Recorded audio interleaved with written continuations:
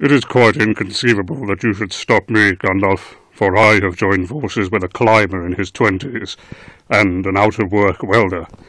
That may be true, but I have joined forces with a British policeman, and one of the Blues Brothers. You will be stopped, Saruman, and that strange head of Sauron you have in a jar.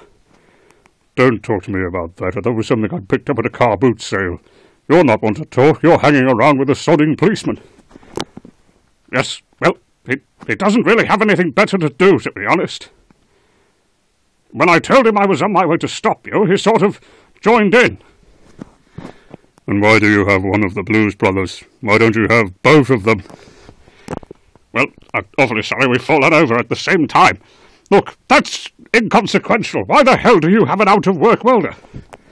Well, the recession has hit pretty badly, and... No, I'm not asking why he's out of work. I'm asking what the hell he's doing with you. He has an interest in metallurgy? Actually, no, I have an interest in Metallica. Oh, right. I can't really cater to you much in that respect, I'm afraid. What about you, 20-something climber? Well, I just, I'm here for, the climbing. Hello.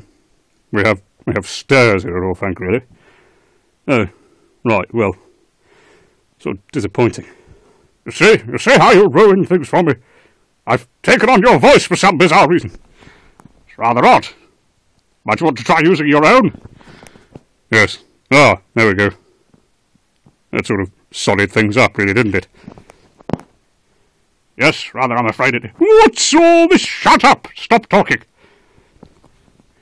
This doesn't really have the production values of the recent film, does it? Not really, no.